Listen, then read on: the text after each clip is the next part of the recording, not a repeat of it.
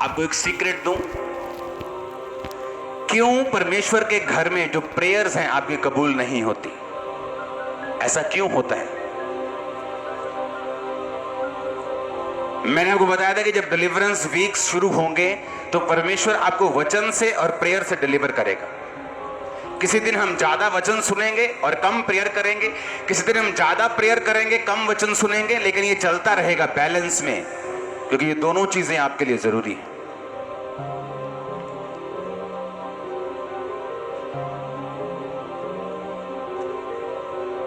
परमेश्वर ने पुराने नियम में बलियों को चढ़ाने के लिए कहा था। एक पहली थी होम बलि, दूसरी थी अन्न बलि। कितनों को याद है ये बलियां? नहीं याद? आप जानते हैं परमेश्वर की इच्छा है कि वो आपको आपकी प्रार्थनाओं का उत्तर दे। वो आपकी जो आप मांग रहे हो, परमेश्वर मेरी रिपोर्ट नॉर्मल हो, ये रसौली गायब हो, ये रोग गायब हो, ये पेट का रोग गायब हो, परमेश्वर मेरा पति मेरी बात सुने, मेरी वाइफ मेरी बात सुने, मेरा बच्चा मेरी बात सुने, मेरा फाइनेंस, मेरा कर्जा। परमेश्वर आपको इन प्रार्थनाओं के उत्तर देना चाहता है। मालूम, परमेश्वर देना चाहता है आपको। अब लिंक कहां खराब है, कहां प्रॉब्लम है? जब हम होम बलि के बारे में पढ़ते हैं, उसको हम अपनी स्क्रीन पे पढ़ेंगे, उस वचन को, लेवी व्यवस्था के वचन को। पहला, यहोवा ने मूसा को बुलाकर मिलाप वाले तंबू में उससे कहा, इजराइलियों में यदि कोई मनुष्य यहोवा के लिए पशु का चढ़ावा चढ़ाए तो उसका बलि पशु गाय, बैल और भेड़ बकरियों में एक का हो। वह गाय बैलों में से उसे होम बलि करे तो निर्दोष नर मिलाप वाले तंबू के द्वार पर चढ़ाए कि यहोवा उसे ग्रहण करे। अब जब इस वचन को आप पढ़ते हैं, उसको लेके आओ पेपर्स को, तो इसमें बड़ी समझने वाली एक बात है। पुराना नियम इसलिए बनाया गया था ताकि नए नियम में जब जीसस क्राइस्ट की कुर्बानी के बाद तुम लोग इसे पढ़ो तो तुम उसका आत्मिक मतलब समझो। अब परमेश्वर हमें गाय, बैल, भेड़, बकरी, कबूतर चढ़ाने के लिए नहीं कहता।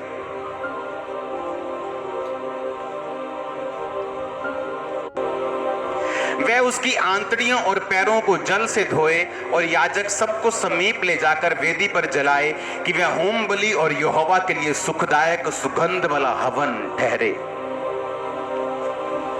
यदि यहोवा के लिए पक्षियों की होम बलि चढ़ाए तो कबूतरों का चढ़ावा चढ़ाए। याजक उसको वेदी के समीप ले जाकर उसका गला मरोड़ के सिर को धड़ से अलग करे और वेदी पर जलाए और उसका सारा लहू वेदी के बाजू पर गिराया जाए और वह उसकी गल थैली को मल सहित निकाल कर वेदी के पूरब की ओर राख डालने के स्थान पर फेंक दे। जब आदम और हवा ने पाप किया, सब लोग खड़े रह के सुन सकते हैं, अगर मैं सुना सकता हूं आप सुन सकते हैं। तो बाइबल कहती जब आदम और हवा ने पाप किया तो परमेश्वर ने एक भेड़ की कुर्बानी देके उनको चमड़े के अंग रखे पहना दिए।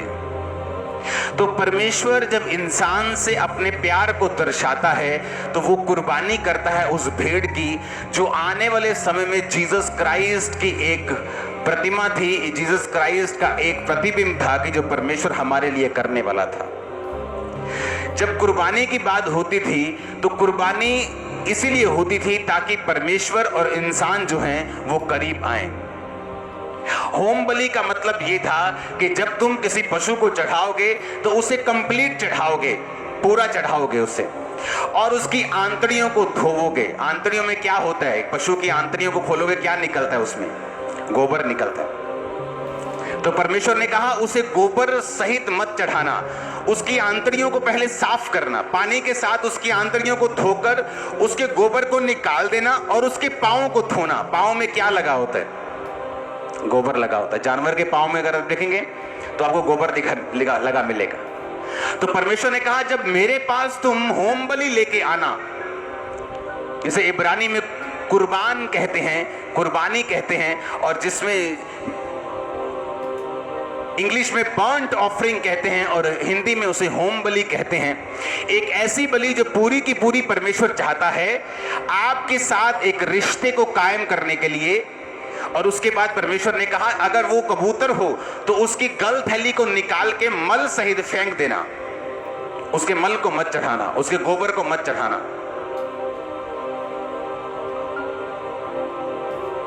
तो परमेश्वर ने कहा जब एक ऐसी कुर्बानी मेरे पास आएगी तो मैं उसको ग्रहण करूंगा सुगंधदायक, ग्रहण योग्य बलिदान के रूप में। आज जब आपकी प्रेयर्स जिस शरीर से, आपके शरीर से जिस निकलती हैं, क्या वो साफ है या गंदा है? आपका स्पिरिचुअल शरीर में बात कर रहा हूं, आपका स्पिरिचुअल आदमी, स्पिरिचुअल मैन जो आपके अंदर रहता है। जब परमेश्वर ने होम बलि की डिमांड की तो कहा है मल नहीं चाहिए, गोबर नहीं चाहिए लगा हुआ, पैरों को धोना, तो तुम उसकी आंतड़ियां भी धोना और फिर मेरे पास लेके आना, क्योंकि होम बलि अगर तुम गंदी चढ़ाओगे तो तुम्हारी जो बलि होगी वो कबूल नहीं होगी। आज जब इस शरीर से, आज जब इस वेदी से, आज जब इस बॉडी से जो किराए का मकान है आपको दी गई है, आप परमेश्वर को प्रार्थना करते हो, आप परमेश्वर को कोई बलि देते हो, कुछ बोलते हो, तो आपको यह ध्यान होना चाहिए कि जहां पर गोबर होगा, गंदगी होगी, पाप होगा, परमेश्वर उस बलि को ग्रहण नहीं करेगा।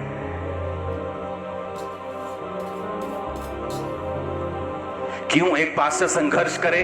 क्यों एक विश्वासी संघर्ष करे?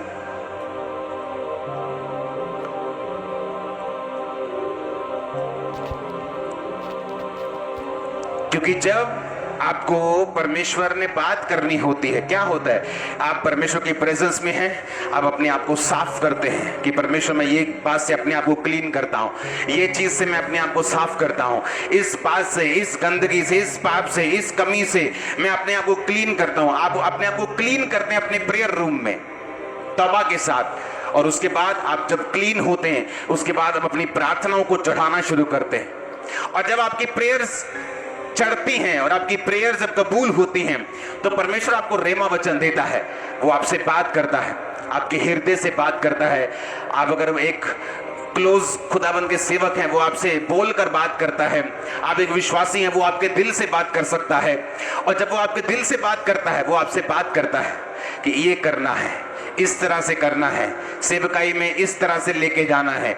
और उसके बाद जैसे ही आप उस चीज को फॉलो करने लगते हैं, आप देखते हैं कि आपकी लाइफ में रिजल्ट आ रहा है, सेवकाई में रिजल्ट आ रहा है, आपके फाइनेंस में रिजल्ट आना शुरू हो गया है, आपके पर्सनल लाइफ में रिजल्ट। क्यों? क्योंकि अब आपने जो होम बलि चढ़ाई है, होम बलि मतलब फुल, पूरा का पूरा परमेश्वर को देना, बर्न्ट ऑफरिंग और जला देना।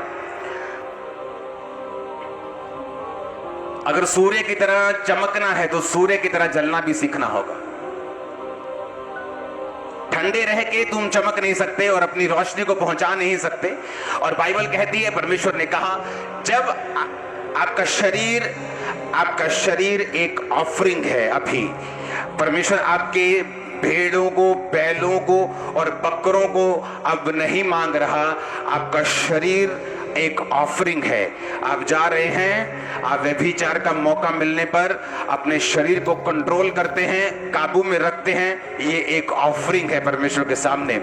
आप सेक्रीफाइस करते हैं अपनी इच्छाओं को, ये एक ऑफरिंग है। आप प्रेयर में बैठते हैं, ये एक ऑफरिंग है। आप अपने आप को काबू में रखते हैं, ये एक ऑफरिंग है। आप अपने आप को क्लीन रख के जब आप परमेश्वर के सामने भी प्रार्थनाओं को चढ़ाएंगे, वो आपसे बात करेगा। अब बात क्यों नहीं करता? क्योंकि अगर हम अपनी ऑफरिंग्स को मल सहित चढ़ाएंगे, गोबर सहित चढ़ाएंगे, तो परमेश्वर के सामने वो कबूल नहीं होती। परमेश्वर ने कहा जब तुम ऑफरिंग चढ़ाओ तो उसकी आंतड़ियों को साफ कर लो, पहले उसके गोबर को सब निकाल दो, उसके पैरों को साफ करो, पानी से धो, और फिर उसको टुकड़े टुकड़े करके सजा के रखो।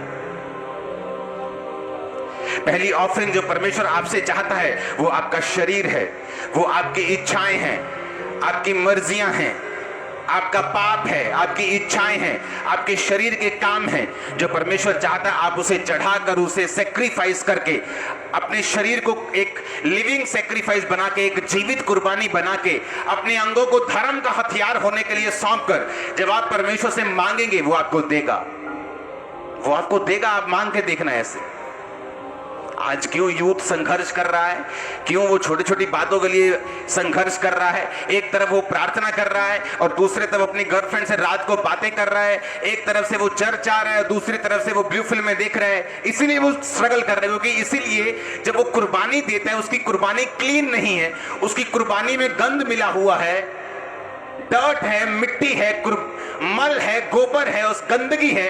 और बाइबल कहती परमेश्वर के सैक्रिफाइस को जब हम नियम से नहीं चढ़ाएंगे तो वो कभी भी कबूल नहीं होंगे। परमेश्वर ने कहा कैन तेरी ऑफरिंग को मैं कबूल नहीं कर सकता। क्यों? ये नहीं कि उसने गलत एनिमल चढ़ाए थे या कमजोर एनिमल चढ़ाए थे। परमेश्वर ने कहा बलिदानों के चढ़ाने से भी उत्तम यह है कि तुम यहोवा की आज्ञाओं को मानो।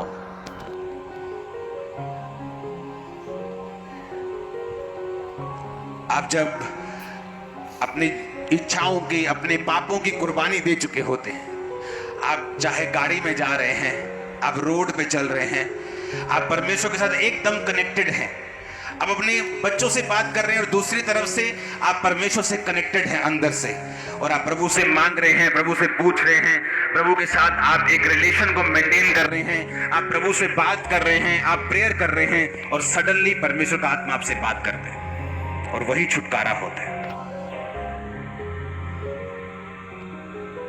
हालेलुया। एक औरत अपने पास्टर के पास गई, कहती पास्टर जी बहुत जरूरी काम है, आ जाओ। गई, चली गई, कहती एक प्रेयर करनी है, मेरी बेटी मर जाए, क्योंकि वो वैश्य है। तो मेरे ही हस्बैंड के दोस्त और मेरे बेटों के दोस्तों के साथ वो रहती है, हमें बहुत एम्बैरेसमेंट, शर्मिंदगी फील होती है, तो मैं प्रेयर करवाने आई हूँ वो मर जाए। क्योंकि जब एक विश्वासी परमेश्वर के साथ कनेक्टेड नहीं होता, उसे मालूम नहीं होता कि मैं अपनी जिंदगी की इस सिचुएशन में किस तरह से इसको हैंडल करूं। वो कभी कभी शरीर से हैंडल करता है, कभी गुस्से से हैंडल करने की कोशिश करता है, कभी संसारिक रीति रिवाजों से हैंडल करने की कोशिश करता है। लेकिन हम ये भूल जाते हैं कि जहां कहीं परमेश्वर का आत्मा है वहां आजादी है। अगर हमें रियल डिलीवरेंस चाहिए तो हमें वो आवाज चाहिए जो आत्मा हमें दे, जो पवित्र आत्मा की ओर से हो।